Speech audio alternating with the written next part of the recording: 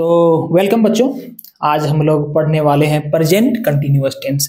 जैसा कि आप लोग को पता है, हम लोग प्रेजेंट इंडेफिनिट टेंस को काफ़ी डिटेल्स में पढ़ चुके हैं, जिसमें हम लोगों ने पॉजिटिव सेंटेंस, अफर्मेटिव सेंटेंस जिसको कहते हैं, negative, interrogative, interrogative plus negative और WH वर्ड को काफ़ी विस्तार से पढ़ा था। और लगभग वो वीडियो आप देखें अगर पहली वीडियो तो 53 मिनट का वीडियो बन गया था, जो मैं क्लास ले रहा था स्कूल का, इसलिए वो वीडियो लंबा हो गया। तो इस वीडियो में मैं कोशिश करूंगा कि कम समय में ज़्यादा से ज़्यादा कंटेंट को दे पाऊँ और अच्छा से पढ़ा सकूं। मैं आप लोगों को इंश्योर करता हूं, अगर आप इस वीडियो को देखेंगे तो कंटिन्यूअस टेंस में यानी प्रेजेंट कंटिन्यूअस टेंस में कोई दिक्कत नहीं आने वाली है फ्यूचर में। ठीक है, तो शुरू करते हैं। इसमें दो काम करना है। दो रिक्वेस्ट है कि पहला रिक्वेस्ट है कि पहचान को याद करना है, पहचान को दिमाग में रखना है। दूसरा है कि इसके स्ट्रक्चर को ध्यान में रखना है। एक स्ट्रक्चर को ध्यान में रखेंगे, सारे ट्रांसलेशन इजीली बन जाएगा और हम लोग बोल पाएंगे। अभी देखते हैं कैसे बोलते हैं। चलिए, तो लिखे हैं कि जिस वाक्य के क्रिया के अंत में रहा है, रही है, रहे हैं, रहे हो इत्यादि रहे, मतलब जिस वाक्य के क्रिया के अंत में रहा है, रही है, रहे हैं, रहे हो इत्यादि रहे, तो वाक्य को प्रेजेंट कंटिन्यूअस टेंस में माना जाता है। तो कुछ बच्चे ऐसे हैं जो इतना लंबा इस सेंटेंस को देख के घबरा जाते हैं कि सर इतना लंबा कैसे याद कर पाएंगे। तो बाबू, मैं आपसे रिक्वेस्ट करता हूं, इतना लंबा याद करने का जरूरत नहीं है। मैं आप लोगों को शॉर्ट फॉर्म बताता हूं। सिर्फ हमको क्या याद करना है कि क्रिया के अंत में रहा है, रही है, रहे हैं, रहे हो इत्यादि रहे। अब सर क्रिया किसको कहते हैं? सर किसी काम का करना अथवा होना क्रिया कहलाता है। जैसे मैं अभी पढ़ा रहा हूं, पढ़ाना एक क्रिया है।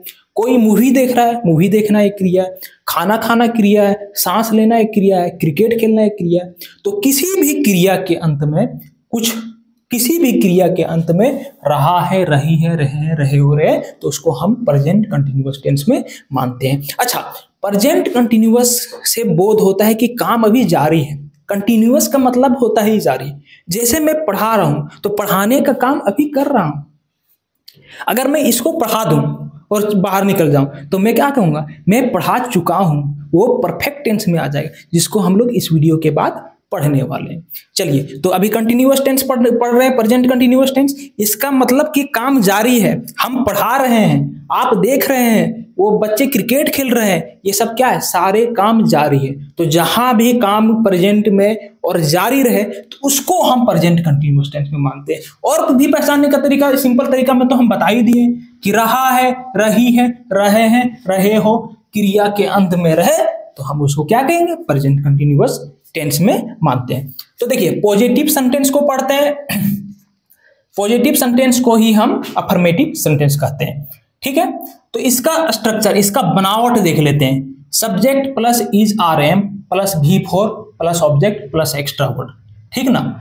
अब देखिए, ये सब्जेक्ट, कुछ बच्चे सोचेंगे सर सब्जेक्ट किसको कहते हैं, वर्ब किसको कहते हैं, सर इसमें इज RM दिख रहा है, वो क्या है सर, ऑब्जेक्ट किसको कहते हैं सर, एक्स्ट्रा वर्ड किस टाइप का आएगा सर, हमको कुछ नहीं समझ में आ रहा है सर। तो चिंता लेने वाली बात नहीं है, अथर सर इज है, सब कुछ बताएंगे।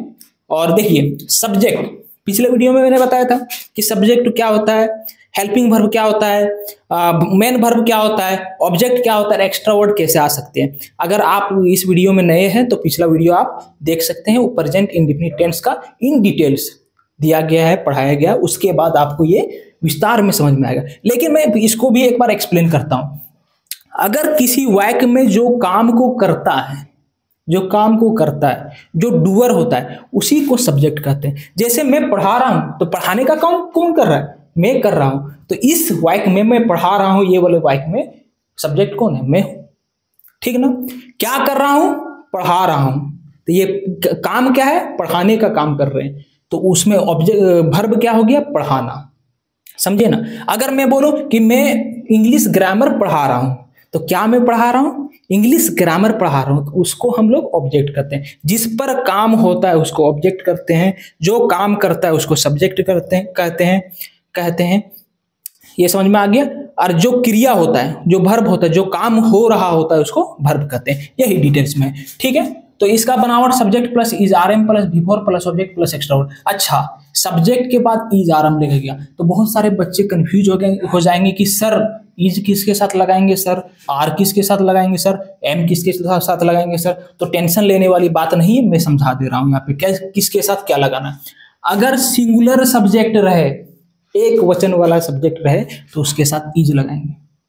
अगर प्लूरल सब्जेक्ट रहे, बहुवचन वाले सब्जेक्ट रहे तो उसके साथ हम क्या लगाएंगे, आर लगाएंगे प्लूरल सब्जेक्ट के साथ, सिंगुलर सब्जेक्ट के साथ इज लगाएंगे, और आई के साथ हमेशा एम लगता है। हम पिछला वीडियो में भी बताए थे कि आई अपवाद है, आई हमेशा अपवाद की कैटेगरी में रखा जाता है, ठीक है। तो यहां पे लिख देते हैं सर एक बार, आई के साथ एम लगता है, सिंगुलर सब्जेक्ट, सिंगुलर सब्जेक्ट के साथ क्या लगता है, इज लगता है। सिंगुलर सब्जेक्ट में क्या क्या है सर, ही है, ही है, सी है, ही मतलब वह होता है, सी लड़कियों के लिए वह होता है, इट होता है, और किसी एक आदमी का नाम रहे, एक जगह का नाम रहे तो उसके साथ हम इज लगाएंगे। अच्छा, आर किसके साथ लगाएंगे सर, तो प्लूरल सब्जेक्ट के साथ,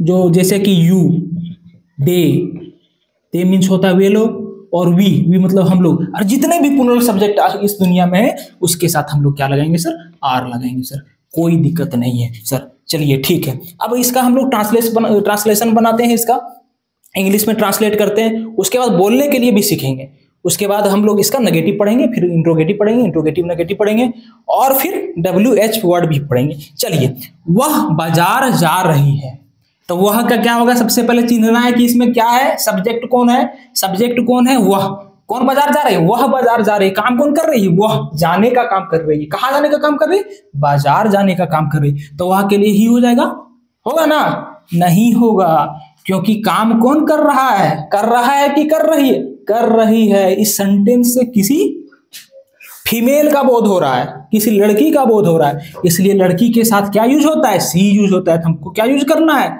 सी यूज करना है। सी के साथ क्या लगेगा सर, इज लगेगा, आर लगेगा, एम लगेगा, इज लगेगा। हम तो पहले ही बता चुके हैं कि जितने भी सिंगुलर सब्जेक्ट हैं उसके साथ इज लगता है, तो सी के साथ क्या लगाएंगे, इज हो गया। उसके बाद मेन वर्ब, और मेन वर्ब का कौन सा फॉर्म, चौथा रूप, जिसके साथ ING रहता है उसको चौथा रूप कहते हैं। याद रखना, जहां भी कंटिन्यूअस रहे तो ये कंटिन्यूअस का धड़कन है, ING के बिना कंटिन्यूअस का धड़कन नहीं चल सकता है, समझे ना। तो बिफोर मतलब मेन वर्ब के साथ ING जोड़ना, ठीक है। तो वह बाजार जा रही है, सी इज, उसके बाद जाना का क्या होता है, गो, लेकिन क्या बिफोर यूज कर रहे हैं, इसलिए हम क्या करेंगे, इसके साथ ING जोड़ देंगे, सी इज गोइंग टू मार्केट। अच्छा, सी इज गोइंग टू मार्केट, चलिए ठीक है। बहुत सारे बच्चे बोलेंगे सर यहाँ पे टू क्यों लगा दिए, टू यहाँ पे प्रीपोजिशन के रूप में यूज हुआ है, टू, इन, अपन, ये सब प्रीपोजिशन के कैटेगरी में होता है। हम लोग प्रीपोजिशन का चैप्टर्स लाएंगे बहुत जल्द और उसमें सीखेंगे विस्तार में। यही याद रखना कि अगर कहीं जगह जाने का रहता है तो गो के बाद टू लगाते हैं, समझे ना। लेकिन अगर मैं जा रहा हूं तो क्या होगा, आई एम गोइंग, इसके बाद टू नहीं लगा सकते। ऐसा नहीं कि आई एम गोइंग टू, नहीं लगा सकते क्योंकि उसमें कोई ऑब्जेक्ट नहीं है, कोई जगह नहीं है, इसके वजह से हम नहीं लगा सकते हैं, समझे ना। ठीक है, अच्छा, मैं एक पत्र लिख रहा हूं, मैं का क्या होगा, आई के साथ हमेशा क्या लगता है, एम लगता है। तो आई एम क्या कर रहा हूं बाबू, लिख रहा हूं, तो क्या होगा, राइट। लेकिन क्या है, बिफोर यूज करना है तो क्या होगा, राइटिंग, ING जोड़ना पड़ेगा। तो इसमें ई हटा के ING जोड़ दिए, तो I am writing a letter, I am writing a letter बन गया। अच्छा, बच्चे क्रिकेट खेल रहे हैं, ठीक है, देखते हैं इसमें क्या होगा। चलिए बताइए कि क्या होगा इसमें, द चिल्ड्रेन, इसके साथ इज लगेगा कि आर लगेगा सर, इसके साथ आर लगेगा। क्यों लगेगा, क्योंकि बच्चे हैं, एक बच्चा नहीं, एक से ज्यादा बच्चा है, इसलिए हम यहाँ पे क्या लगाएंगे, आर। द चिल्ड्रेन आर क्या कर रहे हैं बाबू, खेल रहे हैं, प्लेइंग। तो खेलना क्या होता है, प्लेइंग, और उसके साथ ING जोड़ देंगे, प्लेइंग, बस। क्या खेल रहे हैं, क्रिकेट खेल रहे हैं, तो चिल्ड्रेन आर प्लेइंग क्रिकेट। कोई दिक्कत है, नहीं दिक्कत है। चलिए एक और वाक्य बना लेते हैं, अतहर सेब खा रहा है। अथर क्या कर रहा है? सेब खा रहा है। तो इसमें क्या होगा सर? देखिए, अथर क्या कर रहा है? खाने का काम कर रहा है। क्या खाने का काम कर रहा है? सेब खाने का काम कर रहा है। तो क्या हो जाएगा? अथर। उसके बाद देखो, अथर सिंगुलर है या प्लूरल? सिंगुलर है। अथर इज ईटिंग, क्योंकि वर्ब इसमें खाना है, इसके साथ आईएनजी जोड़ देंगे तो ईटिंग क्या होगा? आ एप्पल या एन एप्पल? एन एप्पल होगा, क्योंकि ये देखो, इसको देखना, अगर यहाँ पे वोवेल रहे तो एन को लगाया जाता है। तो Arthur is eating an apple, कोई दिक्कत नहीं। अब इसका हम लोग क्या करते हैं? नेगेटिव को पढ़ते हैं बहुत आसान तरीके से। इसके साथ साथ अगर देखिए, कंटिन्यूअस पढ़ने से क्या होगा कि कितने सेंटेंस को बना सकते हैं। जैसे मैं आम खा रहा हूं, मैं आम नहीं खा रहा हूं, मैं आम, क्या मैं आम खा रहा हूं, क्या मैं आम नहीं खा रहा हूं, मैं आम क्यों नहीं खा रहा हूं, मैं आम किसके साथ खा रहा हूं, मैं आम किस लिए खा रहा हूं, मैं आम कहाँ खा रहा हूं। तो ऐसे तरह से तरह तरह का सेंटेंस हम लोग बना सकते हैं सिर्फ एक पढ़ने से।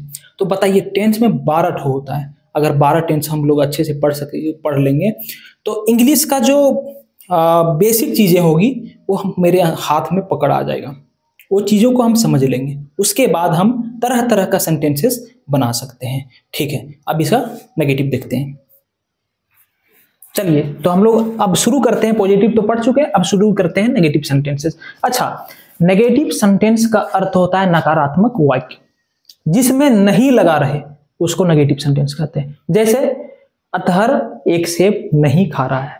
क्या अतहर एक सेब खाने का काम कर रहा है? नहीं कर रहा है। इस सेंटेंस से ना का बोध हो रहा है, इसलिए ऐसे सेंटेंसेस को हम नेगेटिव सेंटेंस कहते हैं। चलो ठीक है, तो सबसे पहले क्या करना पड़ेगा? वही स्ट्रक्चर को हम रखे हैं जो स्ट्रक्चर था। पहली बात है कि हमको पहचानना, इसमें भी पहचानना पड़ेगा कि नेगेटिव तो है लेकिन वो कंटिन्यूअस टेंस में है कि नहीं, उसको पहचानने का तरीका पहले हम बता चुके हैं। रहा है, रही है, रहे हैं, रहे हो।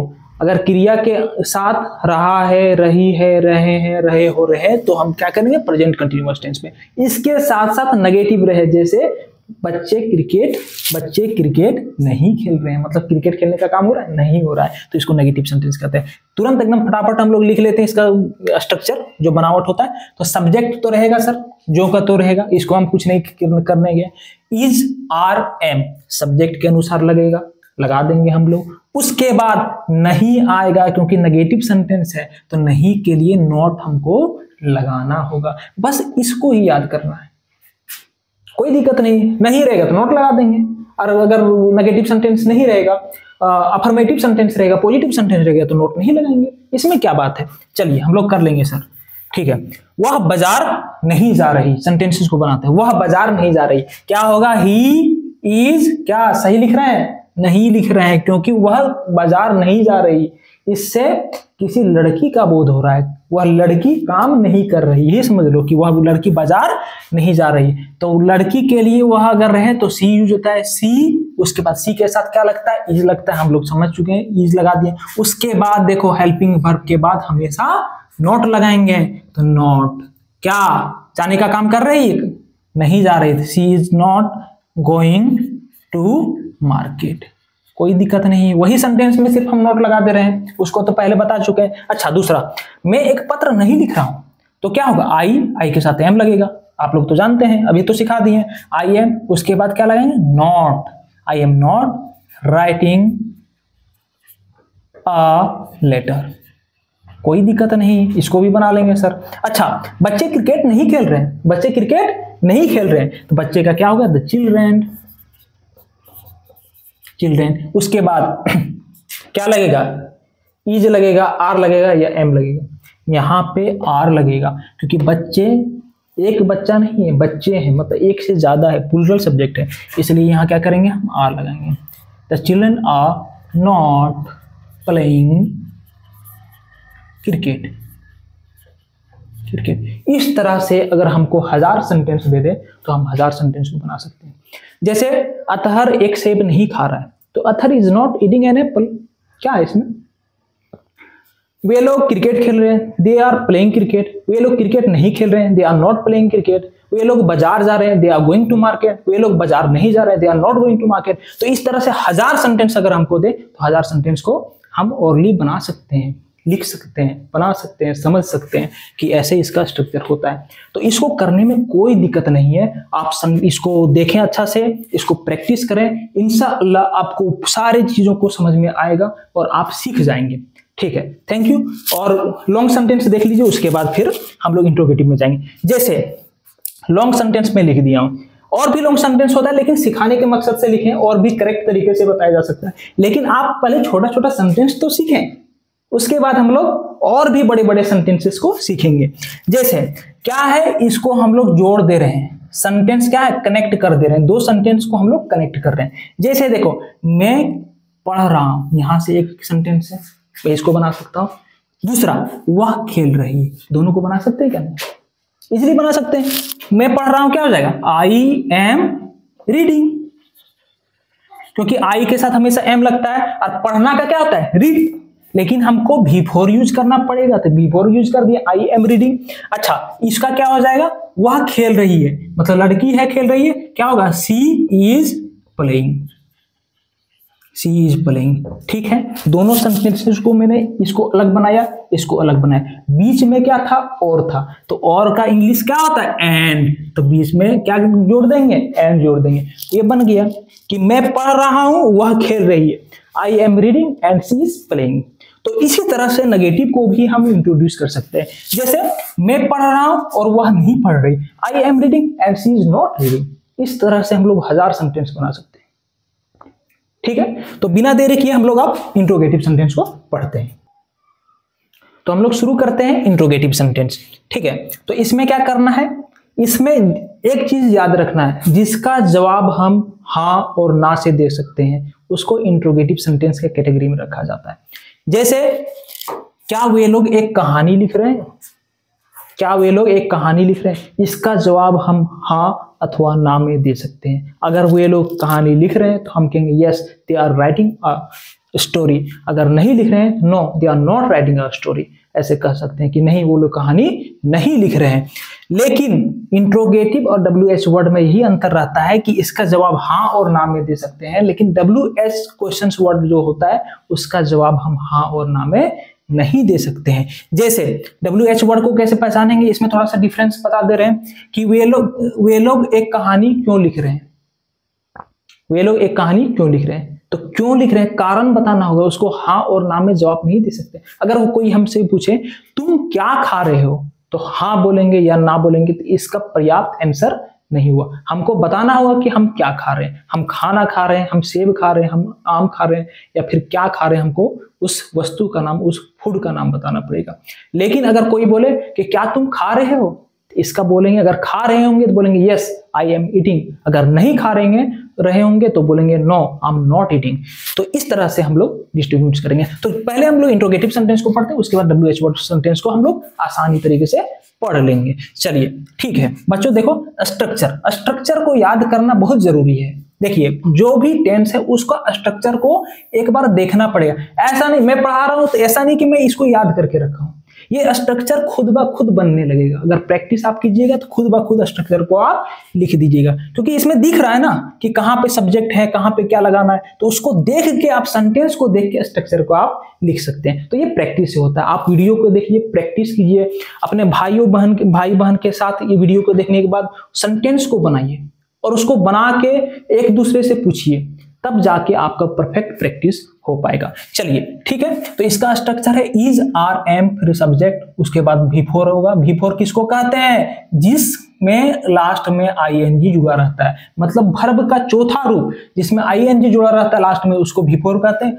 उसके बाद ऑब्जेक्ट, उसके बाद एक्स्ट्रा वर्ड, उसके बाद क्या होगा, क्वेश्चन मार्क। ये मुखिया है, याद रखना, बिना क्वेश्चन मार्क के ये सेंटेंस गलत हो जाएगा। तो सब कुछ छोड़ देना बाबू, लेकिन इस क्वेश्चन मार्क को नहीं छोड़ना, याद रहे।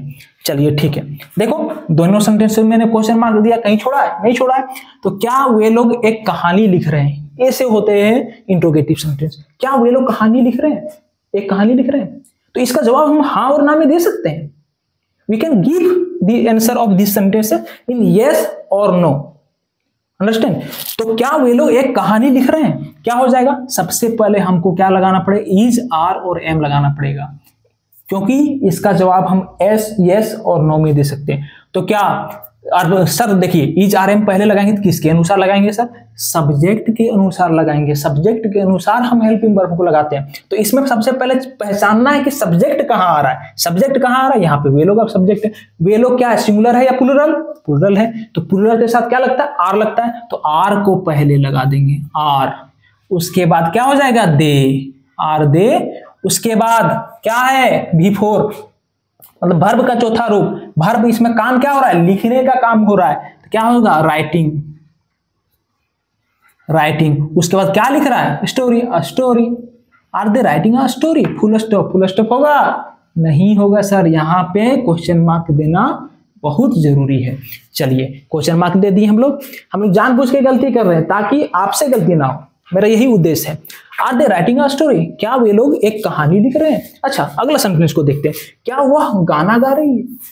क्या वह गाना गा रही? तो क्या होगा? सबसे पहले इज होगा, क्योंकि वह के साथ क्या लगता है? वह एक लड़की है, सी के साथ इज लगता है, तो इज को हम पहले लगाएंगे। अच्छा इज का आई कैपिटल में होना चाहिए क्योंकि सेंटेंस का ये पहला लेटर है। आर का ए क्या होना चाहिए? कैपिटल होना चाहिए क्योंकि ये सेंटेंस का पहला लेटर। ऐसा नहीं कि हम इज को इस तरह लिखें। अगर इस तरह लिखें तो ये सेंटेंस गलत हो जाएगा, क्योंकि किसी भी सेंटेंस का पहला लेटर क्या होता है? कैपिटल लेटर में होता है। ये सब छोटी छोटी गलतियां हैं, छोटी छोटी चीजों को हमको सीखना है। छोटी छोटी चीजों को सीखेंगे तो छोटे छोटे से हम लोग बड़ा कर सकते हैं, क्योंकि कहा जाता है कि बूंद बूंद से तालाब भरता है।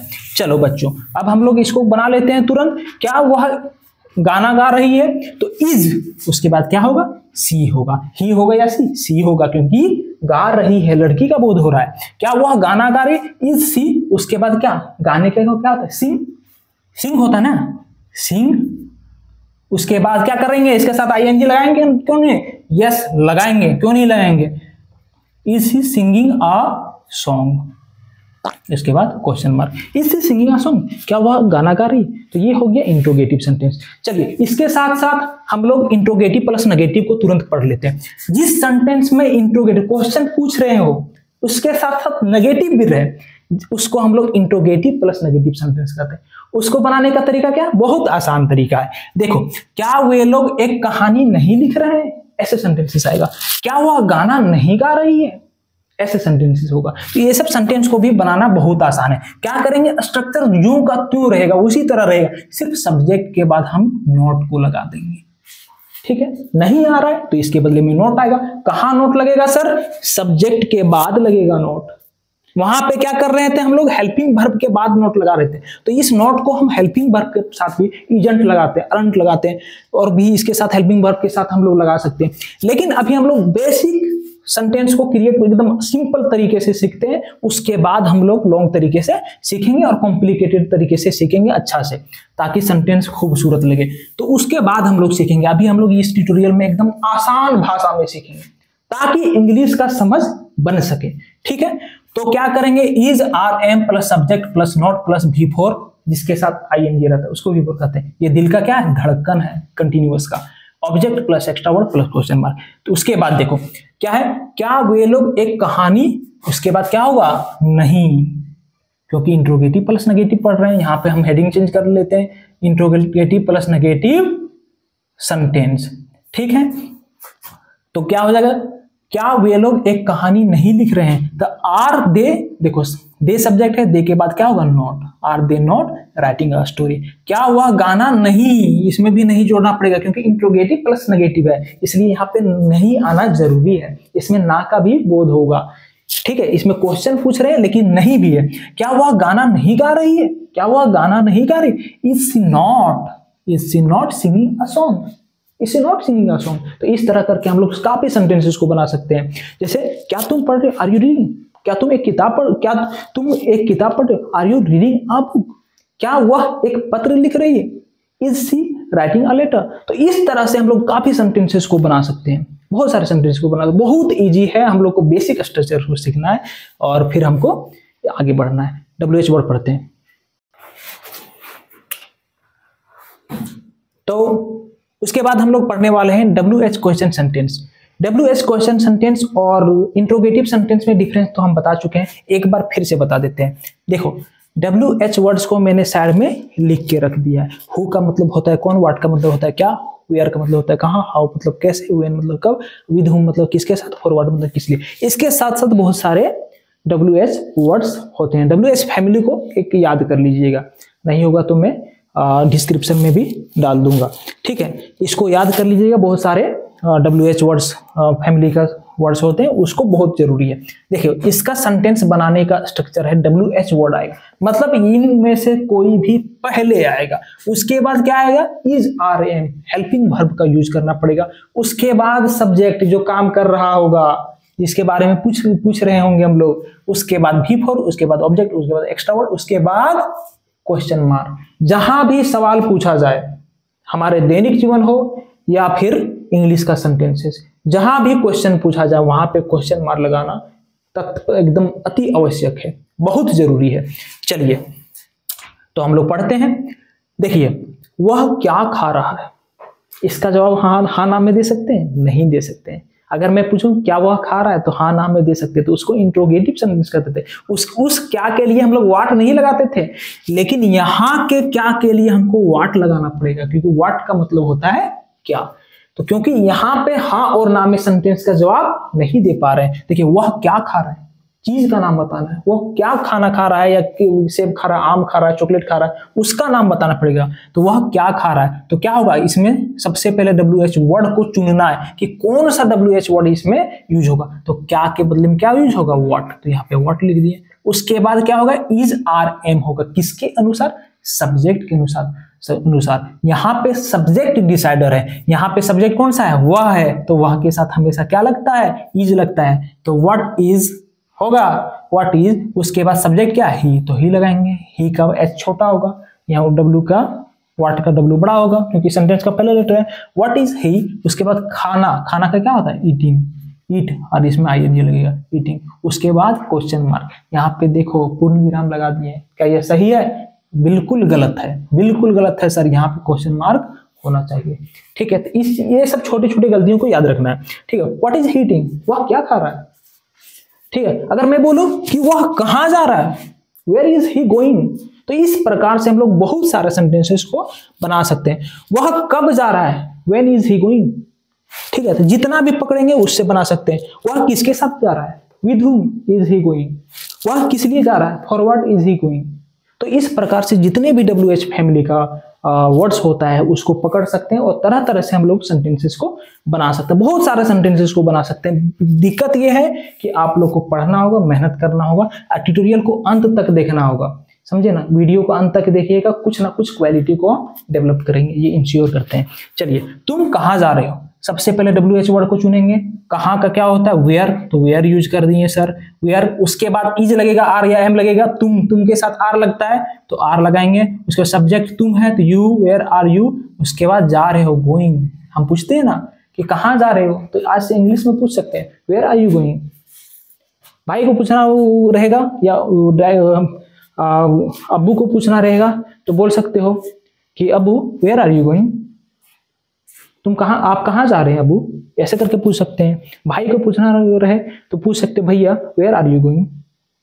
अच्छा, भैया कुछ लिख रहे हैं तो उसको पूछ सकते हैं भैया व्हाई आर यू राइटिंग, तुम क्यों लिख रहे हो या आप क्यों लिख रहे हो। तो इस प्रकार से तरह तरह से सेंटेंसेस को हम बना सकते हैं, ठीक है। तुम्हें कौन बुला रहा है, तुम है मतलब तुम, यू लगेगा। कौन बुला रहा है, कौन का क्या होता है सर, देखिए कौन का होता है हु, तो सबसे पहले हु लिखेंगे, WH वर्ड हु। उसके बाद बुला रहा है, तुम्हें कौन बुला रहा है, तो हु आर यू। उसके बाद क्या, बुलाना का क्या होता है, कॉल, लेकिन इसके साथ ING जोड़ेंगे और क्वेश्चन मार्क देना अनिवार्य है। तो बोलेंगे हु आर यू कॉलिंग, तुम्हें कौन बुला रहा है। तो इस प्रकार से हम WH वर्ड का बहुत सारे सेंटेंसेस को बना सकते हैं, बहुत सारे सेंटेंसेस को बना सकते हैं। अच्छा, अगर इसमें नेगेटिव रहे, WH वर्ड प्लस नेगेटिव, कि वह क्या नहीं खा रहा है, वह क्या नहीं खा रहा है। कोई व्यक्ति होता है जो सब कुछ खाता है, तो ऐसे में बोलते हैं ना कि वह क्या नहीं खा रहा है, वह तो सब कुछ खा रहा है। तो हम बोल सकते हैं व्हाट इज, उसके बाद देखो यहाँ पे पहले स्ट्रक्चर को सीखते हैं उसके बाद बनाते हैं। तो देखो WH word plus is are am रहेगा, plus subject plus not. Subject के बाद नॉट लगाना है बाबू, सब्जेक्ट के बाद नॉट लगाना है, ठीक है। देखो वह क्या, इसके बाद यहाँ पे नहीं लिखा देते हैं, नहीं खा रहा है। तो यहाँ पे क्या होगा, देखो WH वर्ड के लिए WH वर्ड लगा दिए, इज RM था तो इज RM लगा दिए, यहाँ पे वर्ड ही के साथ इज लगता है, ही हो गया, उसके बाद सब्जेक्ट के बाद नोट लगाएंगे। What is he not eating, मतलब वह क्या नहीं खा रहा है। तो इस तरह से हम काफी तरह से सेंटेंसेस बना सकते हैं। अगर नॉट रहेगा तो नॉट यूज करेंगे सब्जेक्ट के बाद, नॉट नहीं रहेगा तो नहीं यूज करेंगे। जैसे तुम कहाँ नहीं जा रहे हो, तुम कहाँ नहीं जा रहे हो, कोई हर जगह जाता है तो हम बोलते हैं कि तुम कहाँ नहीं जा रहे हो, तुम तो हर जगह जाते हो, तो where are you not going, where are you not going, कोई दिक्कत है। तो इस तरह से हम लोग मेनी सेंटेंसेस को बना सकते हैं, क्रिएट कर सकते हैं। तुम्हें कौन नहीं बुला रहा है, तुम्हें कौन नहीं बुला रहा है, तो who are you not calling, who are you not calling. तो इस तरह से हम लोग मेनी सेंटेंसेस को बना सकते हैं। चलिए ये तो कंटिन्यूअस टेंस हो गया, चलो एक साथ हम लोग क्या करते हैं, बना लेते हैं, उसके बाद इस वीडियो को खत्म करेंगे। चलिए जैसे मैं लेता हूं एक सेंटेंस के लेता हूं कि वह खा रहा है, ही इज ईटिंग, क्या वह खा रहा है, is he eating, is he eating, मतलब इंट्रोगेटिव सेंटेंस। क्या वह नहीं खा रहा है, is he not eating, is he not interrogative plus negative, अच्छा नेगेटिव छोड़ दिए, वह नहीं खा रहा है, he is not eating, he is not eating. अच्छा अगर WH वर्ड का बात करें तो वह क्या खा रहा है, व्हाट इज ही ईटिंग, वह क्या नहीं खा रहा है, what is he not eating. तो इस तरह से हम लोग तरह तरह का सेंटेंसेस बना सकते हैं, बहुत सारे सेंटेंसेस को बना सकते हैं। उसके बाद मैंने सेंटेंस को क्रिएट करने के लिए बनाए थे, जैसे मैं पढ़ रहा हूं लेकिन वह खेल रहा है, I am reading but he is playing. तो इस प्रकार से जो भी सेंटेंस करेक्टर रहेगा, कनेक्टर रहेगा, जो दोनों सेंटेंस को कनेक्ट करता है, उसको भी हम कनेक्ट करके बड़ा बड़ा सेंटेंस बना सकते हैं। तो ये बेसिक चीज़ें थी प्रेजेंट कंटिन्यूअस टेंस का। और फ्यूचर में हम लोग मतलब आज या कल प्रेजेंट परफेक्ट टेंस का भी हम लोग वीडियो डाल देंगे। तो ध्यान से देखिए और पूरा नोट्स बनाइए और उसके साथ प्रैक्टिस कीजिए। जितना मैं चीज़ें बोला एकदम, इसमें 3 ही मैं एग्जाम्पल बताया, लेकिन आप कम से कम 100 बना सकते हैं। आप जितना मन चाहे बना सकते हैं, आप बोल बोल के प्रैक्टिस कर सकते हैं, तभी आपका ये पढ़ना कामयाब हो सकेगा। ठीक है, थैंक यू, शुक्रिया।